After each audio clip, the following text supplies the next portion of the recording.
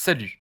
En 2020, je m'étais promis de ne pas me prendre la tête sur l'identité de ma chaîne et plutôt de me focus à fond sur mes vidéos. Donc je n'avais aucune direction artistique durant un moment et ça donnait des miniatures comme ça que je faisais un peu au feeling. Mais quand ça fait un an que ta chaîne existe, tes miniatures ont évolué, donc pour moi, elles n'avaient plus trop de sens et visuellement ce n'était plus trop ce que j'aimais. Comme je suis quelqu'un de très têtu lorsque ça concerne mes projets, j'ai tout revu en détail. Et j'aimerais te partager ce long moment de réflexion, te montrer par quelles étapes je suis passé dans la création et ma vision que je me suis créée pour ma nouvelle identité visuelle de la chaîne.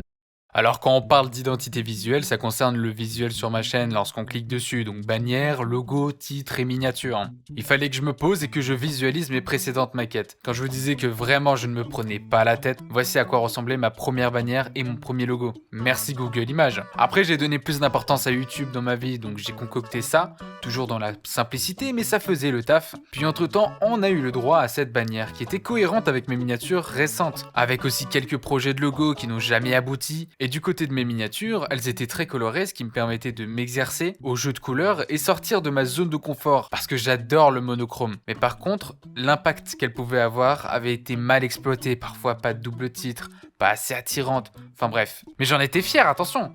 On constate clairement que ma première miniature n'a rien à voir avec mes dernières. Bon, du coup, justement, j'ai commencé par travailler sur mes miniatures. J'ai voulu faire quelque chose de plus original dans sa présentation, tout en gardant une structure classique. Je m'explique. Tout d'abord une signature qui en un coup d'œil, vous voyez tout de suite que c'est ma chaîne YouTube. Pour ça, il fallait que je définisse ma recette pour faire une miniature. Donc en termes de couleurs, déjà, qu'est-ce que je pourrais prendre? Peut-être choisir un panel de couleurs qui définit ma chaîne, ou bien une seule couleur, ou bien faire tout et n'importe quoi. Eh bien, j'ai choisi aucun des trois. J'ai opté pour le monochrome. Déjà sur mes anciennes bannières et certaines miniatures, on pouvait observer quand même un penchant pour le noir et blanc. Donc maintenant que j'ai défini ça, j'ai cherché une police d'écriture. Et il se trouve qu'à ce moment, j'avais une grande admiration pour les images esthétiques. Alors je me suis inspiré, j'ai beaucoup cherché sur ta fonte, ce qui pourrait se rapprocher un peu de ce style, et je suis tombé sur cette police d'écriture. En plus d'images esthétiques, j'avais retenu l'utilisation du papier déchiré ou de certaines textures utilisées sur de nombreux albums de rap que je trouvais vraiment magnifiques. Donc au final, après avoir rassemblé tous ces ingrédients et m'être inspiré,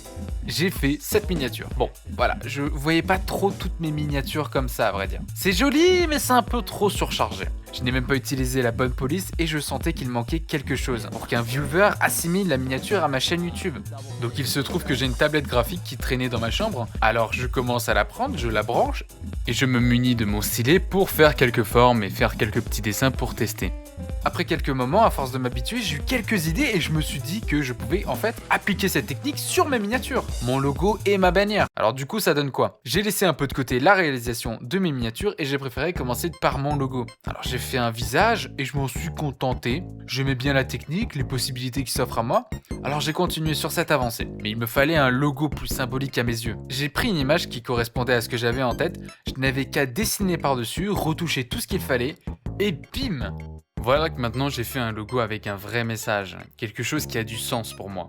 Maintenant ma bannière, ce fut un peu plus compliqué. Je me suis demandé ce qui pourrait être le plus explicite pour montrer à un viewer le thème de ma chaîne par le dessin. Et surtout, je ne voulais pas à nouveau écrire mon pseudo en plein milieu de ma bannière. Alors j'ai commencé à regrouper tout ce qui était autour de l'audiovisuel. Un micro, un casque, des logiciels, et j'ai tout dessiné. J'ai appliqué quelques textures, quelques brouillons par-ci par-là, et j'ai rajouté par-dessus ma volonté de l'année, une vidéo par semaine.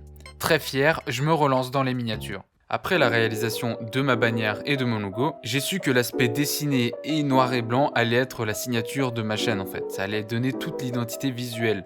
Donc très content, j'ai su que j'avais enfin établi ma recette pour faire mes miniatures. Ma recette, c'est donc le même fond, illustrer le sujet, rester dans le noir et blanc, mettre les textures, dessiner et mettre la police d'écriture Akira. Une structure classique, le sujet et le double titre. Et voilà ce que ça donne maintenant. J'ai pris pas mal de temps à trouver ce qui me correspondait, mais au final, le résultat est là. Je peux à nouveau me focus sur mes vidéos qui, elles aussi, ont du coup connu un changement au niveau du montage et de la présentation. D'ailleurs, comme vous avez peut-être pu le voir, j'ai retravaillé sur toutes les miniatures et ma chaîne est maintenant flambant neuve. Manifeste-toi comme tu le veux pour montrer que cette vidéo t'a plu. Je te souhaite une excellente journée et à la semaine prochaine.